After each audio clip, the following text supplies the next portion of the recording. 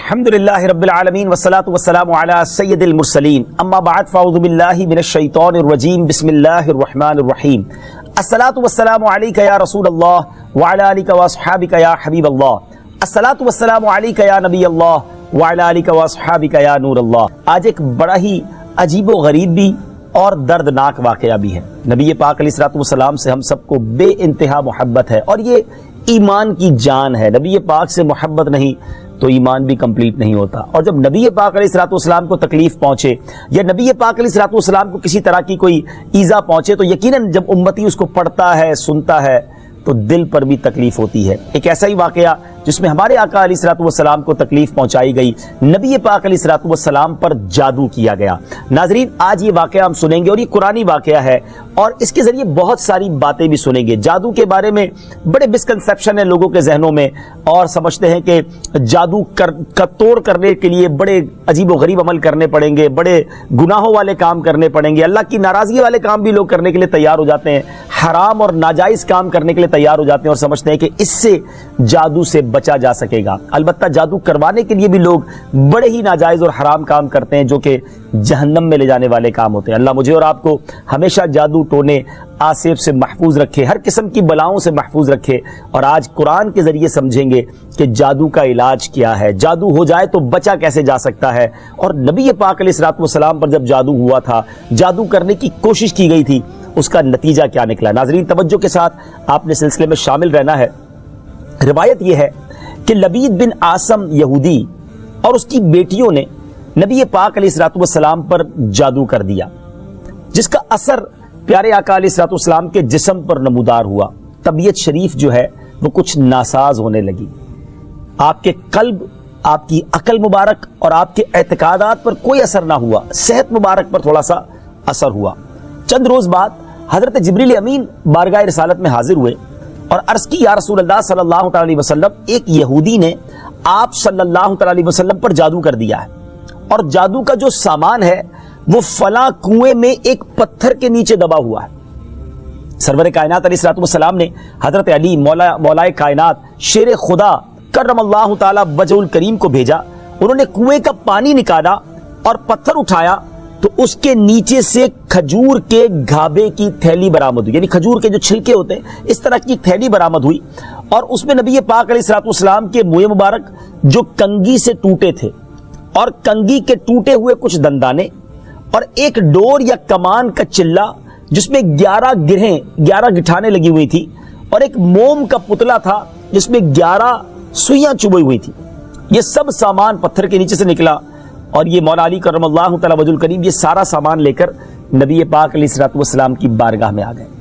اس کے بعد سبحان اللہ، اب اس کا توڑ کیسے آیا، اس کا علاج کیسے ہوا، اس کا حل کیا نکلا؟ جبریل امین اللہ تبارک و تعالیٰ کی بارگاہ سے سورہ فلق اور سورہ ناس لے کر حاضر ہوئے، یعنی اب جو سورہ فلق اور سورہ ناس ہے وہ نازل ہوئیں، اور ان دونوں صورتوں کو ملائیں تو ناظرین اس میں 11 آیتیں ہیں۔ ہر ایک آیت کے پڑھنے سے ایک ایک گرہ کھلتی جاتی تھی، یہاں تک کہ سب گرہیں کھل گئیں اور پیارے آقا علیہ الصلوۃ والسلام بالکل شفا یاب ہو گئے۔ سبحان اللہ، سبحان اللہ۔ ناظرین، اب اس واقعے سے بہت ساری باتیں میں نے اور آپ نے سیکھنی ہیں۔ پہلی بات یہ ہے کہ یہ بخاری شریف میں ہے کہ پیارے آقا علیہ الصلوۃ والسلام جب بستر شریف پر تشریف لاتے تو اپنے دونوں ہاتھوں پر دم کرتے اور اپنے سر سے پاؤں تک پورے جسم پر اپنے ہاتھوں کو پھرایا کرتے، جہاں تک دست مبارک پہنچ سکتے یہ عمل 3 مرتبہ فرماتے، یعنی نبی پاک علیہ الصلوۃ والسلام ان دونوں صورتوں کا اپنے اوپر بھی دم کیا کرتے۔ اور ایک اور جگہ پر بھی یہ ہے، حدیث عائشہ رضی اللہ تعالی عنہا میں ہے کہ جب نبی پاک علیہ الصلوۃ والسلام کے گھر والوں میں سے کوئی بیمار ہوتا تو آپ علیہ الصلوۃ والسلام ان دونوں صورتوں کو پڑھ کر اس پر دم فرمایا کرتے تھے۔ تو یہ نبی پاک کے معمول میں تھا۔ تو آج اگر ہم میں بھی کوئی بیمار ہو جائے، فیملی میں کوئی بیمار ہو جائے، اپنے آپ کو ان آفتوں سے بچانا چاہتے ہیں تو اول آخر 3 بار درود پاک پڑھیں، سورہ فلق اور سورہ ناس کی تلاوت کریں، اپنے ہاتھوں پر دم کر کے اپنے جسم پر پھیر لیں، کسی مریض پر دم کر دیں، انشاءاللہ اس کی برکت ملے گی۔ یہاں ایک اور مسئلہ بھی سیکھنے کو ملے گا کہ تعویذات اور عملیات میں جس میں کوئی لفظ کفر و شرک کا نہ ہو وہ جائز ہے۔ اسی طرح گنڈے بنانا اور ان پر گرہیں لگا کر آیات قرآن اور اسماء الہیہ پڑھ کر پھونک مارنا بھی جائز ہے، یعنی تعویذات اگر شرک سے پاک ہیں، اگر کفریہ کلمات سے پاک ہیں تو وہ کرنے میں کوئی حرج نہیں، وظائف کرنے میں کوئی حرج نہیں، یہ قرآن و حدیث سے ثابت ہے اور آپ نے یہ سنا۔ ناظرین، سیکھنے کو کیا مل رہا ہے؟ خلاصہ یہ ہوا کہ سورہ فلق یعنی قل اعوذ برب الفلق اور قل اعوذ برب الناس، یہ دونوں صورتیں جن اور شیاطین، نظر بد اور آسیب اور تمام امراض خصوصاً جادو ٹونے کا مجرب علاج ہیں۔ ان کو لکھ کر تعویذ بنائیں، گلے میں پہنائیں اور ان کو بار بار پڑھ کر مریض پر دم کریں اور کھانے اور پانی اور دواؤں پر پڑھ کر پھونک دیں اور پھر مریض کو کھانا وغیرہ کھلائیں، انشاءاللہ عز و جل ہر مرض اور بالخصوص جادو ٹونا دفع ہو جائے گا، مریض شفا یاب ہو جائے گا۔ اسی طرح قرآن مجید کی دوسری تمام صورتوں کی خصوصی خواص ہیں جن کو بہت خوبصورت کتاب جنتی زیور ہے اس میں بھی آپ پڑھ سکتے ہیں ناظرین۔ اسی طرح ہمیں چاہیے کہ قرآن پاک کی تلاوت کرتے رہیں، قرآن پاک کی ہر حرف میں شفا ہے، برکتیں ہیں، اور آج خاص طور پہ ہمارے ناظرین کو گویا وظیفہ، قرآنی وظیفہ مل رہا ہے۔ بہت سارے ناظرین یہ گزارش کرتے ہیں کہ ہمیں کوئی وظیفہ بتایا جائے، تو دیکھیں آج تو قرآن کے ذریعے، اور وہ وظیفہ جو نبی پاک کو رب کی طرف سے عطا ہوا، پیارے آقا علیہ الصلوۃ والسلام کو بھی شفا نصیب ہوئی، تو ہمیں ضرور اس کو اپنانا چاہیے۔ ناظرین، اس سے پہلے کہ میں مزید اس معاملے میں آگے بڑھوں، میں چاہتا ہوں کہ دونوں صورتوں کی تلاوت اور اس کا ترجمہ پہلے سن لیتے ہیں اور پھر مزید اس بارے میں بات کرتے ہیں کہ اس حیرت انگیز واقعے سے مجھے اور آپ کو مزید کیا سیکھنے کو ملتا ہے۔ پہلے سورہ فلق کی تلاوت ہوگی، سورہ ناس کی تلاوت ہوگی۔ میں یہاں ایک اور بات بھی کہنا چاہوں گا، کچھ لوگ یہ کہتے ہیں جناب ہم وظیفہ کرتے ہیں اثر نہیں ہوتا، برکت نہیں ملتی۔ پہلے یہ چیک کر لیں کہ آپ کے مخارج ٹھیک ہیں، آپ تلاوت صحیح مخارج کے ساتھ کرتے ہیں۔ تو اب جو تلاوت آپ سنیں گے نا، تو اس میں یہ بھی چیک کر لیں کہ آپ کیا اسی طرح کے تلفظ کے ساتھ پڑھتے ہیں، اور اگر مسٹیک کر رہے ہیں تو قرآن پاک صحیح طریقے سے پڑھیے، پھر دیکھیے اس کی کیسی برکتیں ملتی ہیں۔ آئیے سورہ فلق اور سورہ ناس کی تلاوت اور اس کا ترجمہ۔ قل اعوذ برب الفلق من شر ما خلق ومن شر غاسق اذا وقب ومن شر النفاثات في العقد ومن شر حاسد اذا حسد۔ تم فرماؤ میں اس کی پناہ لیتا ہوں جو صبح کا پیدا کرنے والا ہے، اس کی سب مخلوق کے شر سے، اور اندھیری ڈالنے والے کے شر سے جب وہ ڈوبے، اور ان عورتوں کے شر سے جو گروہ میں پھونکتی ہیں، اور حسد والے کے شر سے جب وہ مجھ سے جلے۔ قل اعوذ برب الناس ملک الناس الہ الناس من شر الوسواس الخناس الذي يوسوس في صدور الناس من الجنة والناس۔ تم کہو میں اس کی پناہ میں آیا جو سب لوگوں کا رب، سب لوگوں کا بادشاہ، سب لوگوں کا خدا، اس کے شر سے جو دل میں برے خطرے ڈالے اور دبک رہے، وہ جو لوگوں کے دلوں میں وسوسے ڈالتے ہیں، جن اور آدمی۔ ناظرین، سورہ فلق اور سورہ ناس کے بے شمار فضائل و برکات ہیں۔ ایک اور حدیث پاک سنیے، حضرت عبداللہ بن خبیب رضی اللہ تعالیٰ عنہ فرماتے ہیں کہ ہم پر ہلکی بارش ہوئی اور اس وقت اندھیرا چھایا ہوا تھا، اور ہم پیارے آقا علیہ الصلوۃ والسلام کا انتظار کر رہے تھے کہ وہ آ کر ہمیں نماز پڑھائیں۔ پھر نبی پاک علیہ الصلوۃ والسلام ہمیں نماز پڑھانے کے لیے تشریف لائے اور ارشاد فرمایا پڑھو۔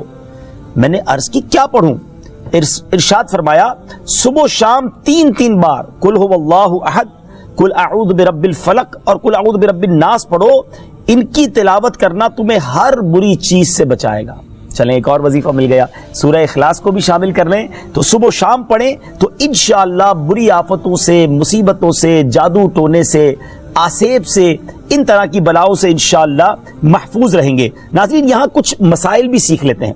حضرت اسماء بنت امیس رضی اللہ تعالیٰ عنہ نے عرض کی یا رسول اللہ صلی اللہ تعالیٰ علیہ وسلم، جعفر کے بچوں کو جلد نظر ہوتی ہے، کیا مجھے اجازت ہے کہ ان کے لیے عمل کروں؟ نبی پاک علیہ الصلوۃ والسلام نے اجازت عطا فرمائی۔ تو سیکھنے کو یہ ملا کہ تعویذ اور عملیات جن میں کفر و شرک نہ ہو، کوئی کلمہ ناجائز نہ ہو، تو اس میں جو ہے وہ تعویذ کرنا، عمل کرنا جائز ہے، اور خاص کر وہ عمل جو آیات قرآنیہ سے کیے جائیں یا احادیث میں وارد ہوئے ہوں۔ اسی طرح چند مسائل بھی سیکھنے کو ملے۔ یہ دونوں صورتیں جو ہیں ان کے شان نزول سے ہمیں معلومات کیا ملتی ہیں؟ نمبر ایک، جادو اور اس کی تاثیر حق ہے۔ کچھ لوگ جادو کا انکار کر دیتے ہیں، یہ درست نہیں ہے۔ جادو اور اس کی تاثیر حق ہے، کیونکہ قرآن میں اس کا ذکر ہے، اور نبی پاک علیہ الصلوۃ والسلام پر بھی آپ کی صحت مبارک پر اس کا اثر ہوا۔ نمبر دو، نبی کے جسم پر جادو کا اثر ہو سکتا ہے، جیسے تلوار، تیر اور نیزے کا بھی اثر ہوتا ہے۔ یہ شان نبوت کے خلاف نہیں ہے۔ ہاں، ایسا اثر نہیں ہو سکتا کہ جس سے نبوت کے متعلقہ امور میں خلل آ جائے۔ حضرت موسیٰ علیہ الصلوۃ والسلام کے مقابلے میں جادوگر بالآخر اس لیے فیل ہوئے کیونکہ وہاں جادو سے معجزے کا مقابلہ تھا، ورنہ حضرت موسیٰ علیہ الصلوۃ والسلام کے خیال پر بھی اس جادو نے اثر کیا کہ ان کو خیال ہوا کہ یہ لاٹھیاں، رسیاں چل رہی ہیں۔ نبی کریم علیہ الصلوۃ والسلام کے خیال پر بھی اسی طرح یہی اثر ہوا تھا۔ نمبر تین، جادو کو دور کرنے میں سورہ فلق اور سورہ ناس کو خصوصی تاثیر حاصل ہے۔ نمبر چار، جادو، ٹونے اور عملیات اور اثرات اور بیماریوں کو ختم کرنے کے لیے قرآن پاک کی صورتوں اور آیتوں کو استعمال کیا جا سکتا ہے، اور بخاری شریف میں سورہ فاتحہ کو اس مقصد کے لیے استعمال کرنے کا بیان موجود ہے۔ تو سورہ فاتحہ کو سورہ شفا بھی کہا جاتا ہے، تو یہ بھی شفا کے لیے بڑا مجرب اور بڑا پیارا وظیفہ ہے۔ ناظرین، یہ چند باتیں تو ہم نے اس واقعے کے متعلق سیکھی، سورہ فلق اور سورہ ناس کے کچھ فضائل بھی سنے۔ میں یہاں ایک اور بات بھی کرنا چاہتا ہوں کہ آج کل پرابلم یہ ہو گیا ہے کہ اتنے عاملین آ گئے ہیں، اتنے عمل کرنے والے لوگ آ گئے ہیں، اتنے بورڈ ہمارے شہروں اور وطن میں لگ جاتے ہیں کہ ایسا لگتا ہے ہر دوسرے آدمی پہ جن ہے یا اس پہ جادو ہو گیا ہے۔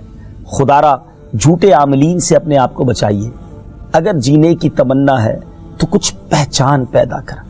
لوگوں کے گھر بک جاتے ہیں، لوگوں کی عزتیں پامال ہو جاتی ہیں، عجیب ماحول ہو گیا ہے۔ کچھ بد نصیب تو وہ ہیں جو کسی کو تباہ کرنے کے لیے جادو کروانے جاتے ہیں اور ہزاروں لاکھوں روپے خرچ کرتے ہیں، اور پھر بیچارے کچھ جب بیمار ہو جاتے ہیں تو اپنا بعض اوقات ڈاکٹری مسئلہ ہوتا ہے اور وہ بھی کسی عامل کے ہتھے چڑھ جاتے ہیں، اور وہ کہتا ہے جناب آپ کے گھر میں بہت برا عمل ہوا ہے، فلاں جگہ کوئی چیز دبی ہوئی ہے، اور اس کو اب سنبھالنے کے لیے، اس کو نکالنے کے لیے اتنے بکرے چاہیے، اتنے مرغے چاہیے، اتنے انڈے چاہیے، قبرستان میں یہ عمل کرنا ہوگا، اور پھر غریب آدمی اپنی چیزوں کو بیچ بیچ کر ہزاروں لاکھوں روپے انہیں دے دیتے ہیں، اور خاندان کے خاندان ٹوٹ جاتے ہیں۔ ایسا نہ کریں، پلیز ایسا نہ کریں۔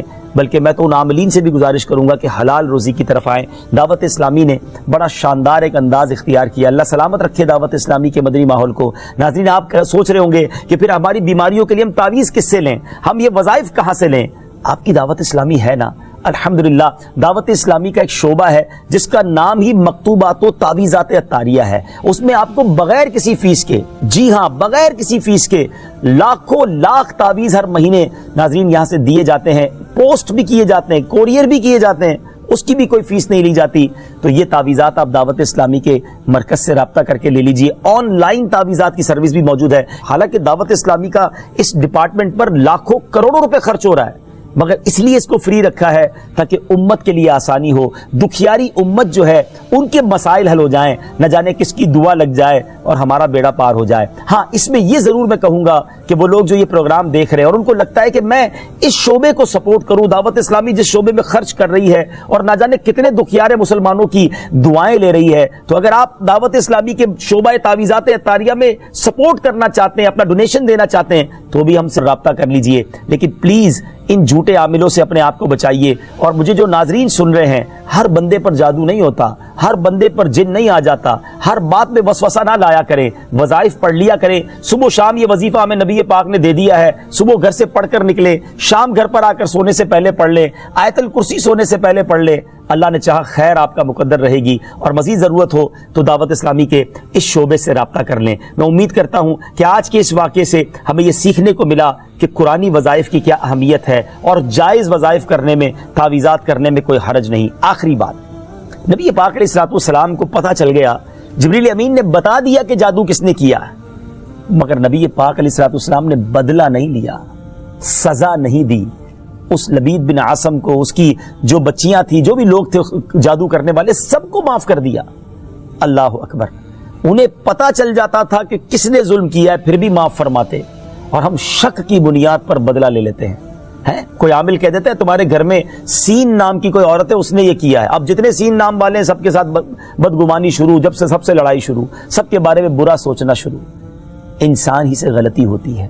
معافی کرنے والا ذہن رکھیے, معاف کریں گے اللہ تعالیٰ آپ کو معاف کر دے گا, رحم کریں گے آپ پر رحم کیا جائے گا. اللہ مجھے اور آپ کو نبی پاک علیہ الصلوۃ والسلام کی اس مبارک سیرت سے سیکھنا نصیب فرمائے کہ اگر کسی سے غلطی ہو بھی گئی ہے, کسی نے ہمارا برا چاہا بھی ہے اور پتہ بھی چل گیا ہے, تو معاف کرنا اللہ کو بڑا پسند ہے. مشکل ضرور ہے, دل چاہتا ہے میں بھی بدلہ لوں, لیکن مزہ بھی تو یہی ہے نا کہ دل چاہ بھی رہا ہے, غلط بھی کیا ہے سامنے والے نے اور میں بدلہ لے بھی سکتا ہوں, پھر بھی اللہ کی رضا کے لیے معاف کر دیں اور اس نیت سے معاف کریں میرے مالک میں تیرے بندے کو معاف کر رہا ہوں, تو مجھ گناہگار کو معاف فرما دے. اللہ کریم ضرور کرم فرمائے گا, اور یہی اسلام کی خوبصورتی ہے. اللہ مجھے اور آپ کو معافی اور درگزر کا ذہن نصیب فرمائے.